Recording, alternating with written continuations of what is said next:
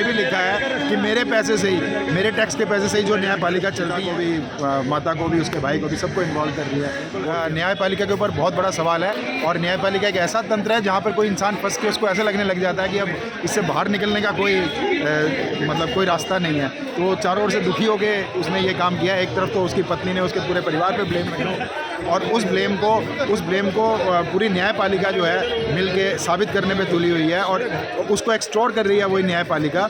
और उसने अपने स्टेटमेंट में मेरे पे ही ब्लेम लगा दिया और मेरे को ही मतलब कटघरे में खड़ा कर रही है। जी, जिस तरीके से देखिए एक इंजीनियर, लगभग उनके ऊपर ये आरोप लगाया गया है कि जो ससुराल पक्ष है उनके ऊपर ये आरोप लगाया गया कि 10 लाख रुपए जो दहेज दी गई थी और इस पर उत्पीड़न हो रहा था। उन्होंने खुद इस बात का जिक्र किया कि 80 लाख रुपए तो मेरी खुद की सैलरी है, तो मैं 10 लाख रुपए में क्या करता, क्या किस तरीके से मैं ऐसे वो कर सकता था जो है।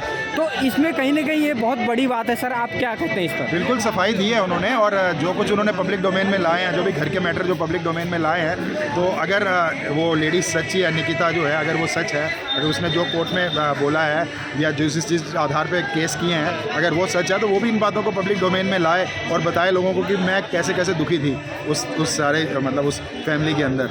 लेकिन होता ही क्या है कि हमारे देश में जो लेडीज़ है उसको ठीक मान लिया जाता है और जेंट्स को गलत मान लिया जाता है। ये कोर्ट का परसेप्शन है। ये कोर्ट मतलब इस तरह से काम कर रहा है हमारा। तो उसने ठीक है, उसने इस कोर्ट के सिस्टम से दुखी आके जो है, एक तो परिवार का उसका झगड़ा था जिसमें पति पत्नी का आपस में झगड़ा था, फिर वो पत्नी जो है वो सबको इन्वॉल्व कर रही है, वो उसके तो समस्याएं तो दी। और इतना बड़ा इंजीनियर हो गया, इस बात को भी नहीं, मतलब इस बात को वो दिल में मान चुका हुआ था कि भाई अब मैं इस सिस्टम से छूट नहीं सकता हूँ। जी जी, जिस तरीके से न्याय नहीं मिल पाएगा, ये मुझे अपनी जान लेना ही मतलब मेरे लिए सबसे बेहतर होगा, ताकि लोगों के पास कुछ मैसेज जाए कि हमारे देश में ये सब हो रहा है।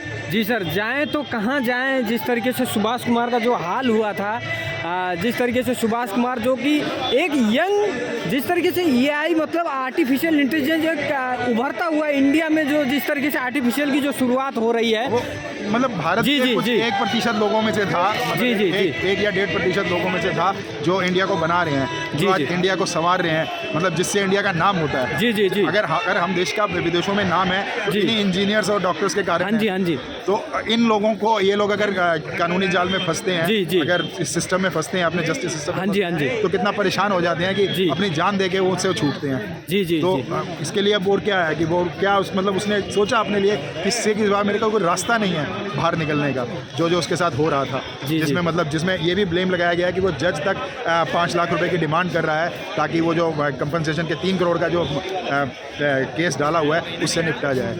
तो और वो भी एक ऐसी लेडीज़ जो खुद नौकरी करती है, जिसको अपने आप पे इस बात का घमंड होना चाहिए कि मैं पढ़ी लिखी हूँ और मैं अपना खर्चा चला सकती हूँ। वो उससे 40,000 रुपये महीना या 50,000 रुपये महीना पिछले 30 या 40 महीने से दे भी रहा था उसको। जी जी जी, तो ये सब गलत है। मतलब हाँ जी सर, मैं आप माफ़ी चाहूँगा, आपकी बात काट रहा हूँ।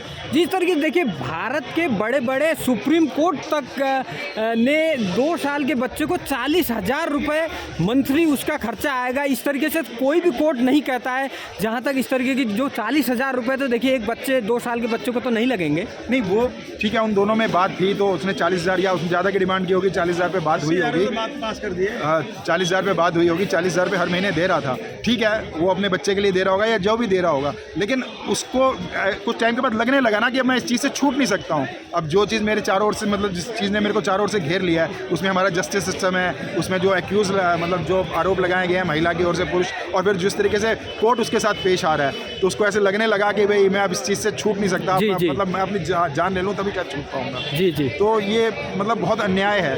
ये मतलब इसको पूरे हमारे सिस्टम को सोचना चाहिए भी ये सब हो क्या रहा है कि एक। और दूसरी बात है, हम कैसे झूठ को जो है एक्सेप्ट कर रहे हैं।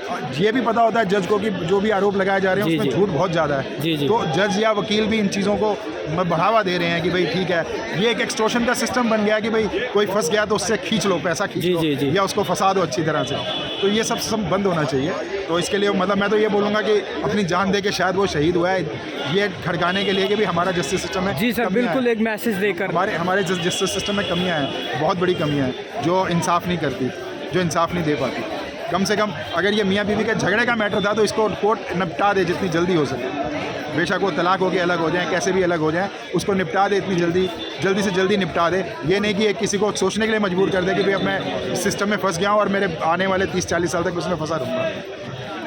सर जो ये जो मामला हुआ था ये 2019 के करीब में हुआ था, जिस तरीके से सुभाष और उनकी पत्नी का जो लड़ाई झगड़े, जिस तरीके से उनका बच्चा हुआ, उसके बाद से थोड़ा सा कहासुनी होने लगी इन लोगों के बीच में।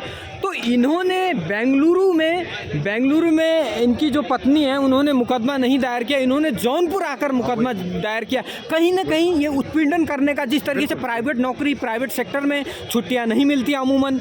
देखिए उन्होंने खुद जिक्र किया अपने 24 पेज के सुसाइड नोट में कि 23 छुट्टियां मिल पाती थी साल में, और 120 जो इनको कोर्ट जौनपुर में आने के लिए जो कोर्ट में अटेम्प्ट, जी 120 डेट्स थी और 40 बार इनको जाना पड़ा था। जी 40 बार ही आप ये लेके कि 3 साल का टाइम होगा, 3 साल में 40 बार आप जौनपुर जाएंगे सिर्फ इसी काम को लेकर। तो अपने आप में एक तरह का उत्पीड़न ही है ना, एक तरह का जो महिला की ओर से, जो उनकी पत्नी की ओर से उनका उत्पीड़न किया गया है कि जानबूझ के उस केस को जौनपुर में डाला गया है और वहाँ ताकि चक्कर लगाते रहें। जी ये भी एक मेंटल टॉर्चर ही है वो लेडीज़ की ओर से।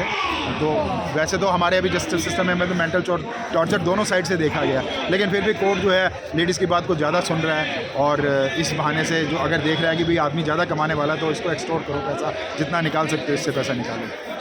अच्छा सर, जो जिस तरीके से सुभाष कुमार का जो मैटर था, अब सुभाष कुमार ने सीधा ये कह दिया है कि जी अतुल सुभाष कुमार ने अब लास्ट टाइम उन्होंने ये कहकर गए हैं कि उनका कहना है कि वहाँ से केस को ट्रांसफ़र कर ये जौनपुर से केस को ट्रांसफ़र करके बेंगलुरु कोर्ट में लाया जाए। उनकी ख्वाहिश ये भी है, कहीं ना कहीं उनको लगता है कि यूपी में उनको न्याय नहीं मिल पाएगा। बेंगलुरु सरकार और बेंगलुरु न्याय व्यवस्था पे उन्हें भरोसा है कहीं ना कहीं, क्या लगता है सर आपको?